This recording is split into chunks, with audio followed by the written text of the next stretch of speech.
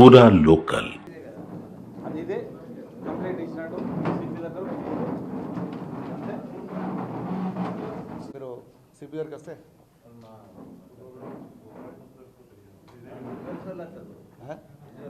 Electronic media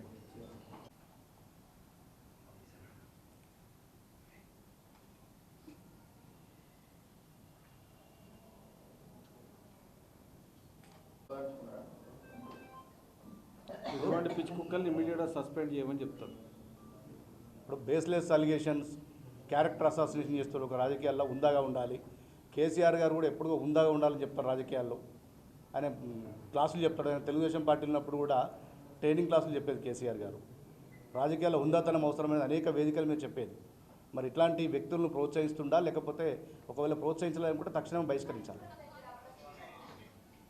మేము complaint చేస్తాం. అంటే స్పీకర్ గారి అధికారాన్ని ఎవరు కూడా మేము చెప్పలేం కదా. స్పీకర్ గారి వ్యక్తిగత నిర్ణయం.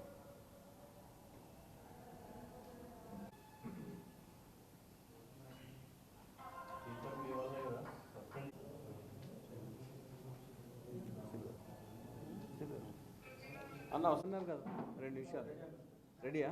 ఓకే. కాదు లచ్చన్న, ఇది రికార్డింగ్ కాదు. నిన్న గౌరవ ముఖ్యమంత్రి రేవంత్ రెడ్డి గారి పట్ల హుజూరాబాద్ శాసనసభ్యులు పాడి కౌశిక్ రెడ్డి గారు ఒక అచ్చొచ్చిన ఆంబోతుల, ఒక పిచ్చి కుక్కలాగా ఇష్టం ఉన్నట్టు మాట్లాడు, ఒక శాసనసభ్యుని మాదిరిగా కాకుండా ఒక వీధి రౌడీలాగా కళ్ళు కంపౌండ్లో మాట్లాడుకునే ఒక చిల్లర విధవల్లాగా ఆయన భాష ఉంది. తక్షణమే దీని పట్ల గౌరవ శాసనసభ స్పీకర్ గారు జోక్యం చేసుకొని ఆయన శాసనసభ సభ్యత్వాన్ని రద్దు చేయవలసిందిగా మేము ఇద్దరం శాసనసభ్యులుగా మేము స్పీకర్ గారిని సవినయంగా వేడుకుంటున్నాం. 4 కోట్ల తెలంగాణ ప్రజల ఆకాంక్షలకు విరుద్ధంగా గౌరవ ముఖ్యమంత్రి రేవంత్ రెడ్డి గారి పట్ల ఆయన అనుచిత వ్యాఖ్యలు ఉన్నాయి. ఇలా చాలామంది మనోభావాల విరుద్ధంగా కౌశిక్ రెడ్డి వ్యాఖ్యలు ఉన్నాయి.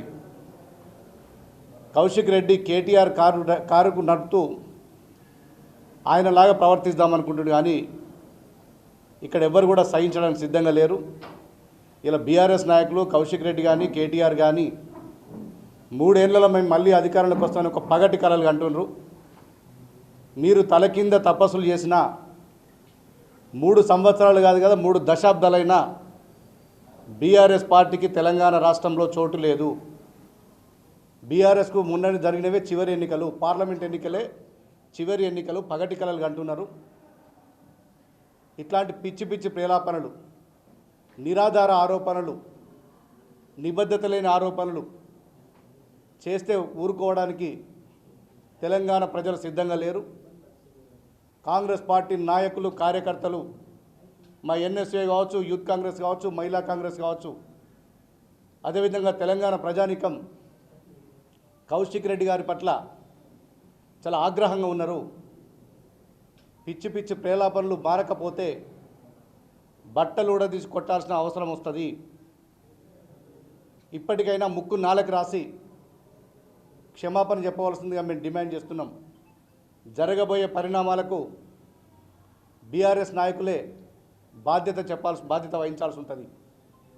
ఇప్పుడు మేము డాక్టర్ కవ్వంపల్లి సత్యనారాయణ గారు ఇద్దరం కలిసి సిపి గారికి కూడా ఫిర్యాదు చేస్తున్నాం. ఎందుకంటే ఇలా రేవంత్ రెడ్డి గారు ఒక అట్టడుగు స్థాయి నుంచి ఈ రాష్ట్రంలో అత్యున్నత పీఠం వైపు వరకు 2006లో స్థానిక సంస్థల ఎన్నికల్లో ఒక జడ్పీటీసీగా గెలిచి కేవలం 20 సంవత్సరాల లోపలనే భారతదేశంలో ఏ ముఖ్యమంత్రి కూడా రికార్డు సాధించలేని విధంగా జడ్పీటీసీగా, శాసన మండలి సభ్యునిగా, శాసనసభ్యునిగా, పార్లమెంట్ సభ్యునిగా, నేడు తెలంగాణ రాష్ట్ర ముఖ్యమంత్రిగా 4 కోట్ల ప్రజల మద్దతుతోటి వాళ్ళ ముఖ్యమంత్రిగా కొనసాగుతుండు. అట్లాంటి నాయకుని పట్ల క్యారెక్టర్ అసాసినేషన్ చేసుకుంటూ ఇష్టం ఉన్నట్టు మాట్లాడితే ఇక్కడ ఎవరు ఊరుకునేది లేదు. రేపు శాసనసభ స్పీకర్ గారు కూడా మేము ఫిర్యాదు చేస్తాం. తక్షణమేనే శాసనసభ్యత్వాన్ని రద్దు చేయాలి. ఇలా సిపి గారు కూడా మేము ఫిర్యాదు చేస్తాం. క్రిమినల్ కేసు కూడా బుక్ చేయాల్సి ఉంటుంది. ఒకవేళ స్పీకర్ గారు స్పందించకుంటే అసెంబ్లీ ఎదుట గాంధీ విగ్రహం సాక్షిగా మేము నిరాహార దీక్ష చేయడం కూడా వెనకాడబోం.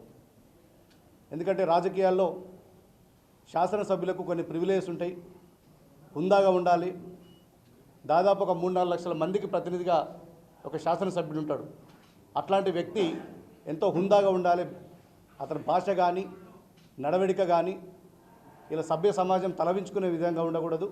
సాక్షాత్తు ఒక ముఖ్యమంత్రి గారి పట్లనే ఈ విధంగా మాట్లాడితే ఎలాంటి మెసేజ్ ఇస్తుండో ఒకసారి మనం దయచేసి ఆలోచించుకోవాలి.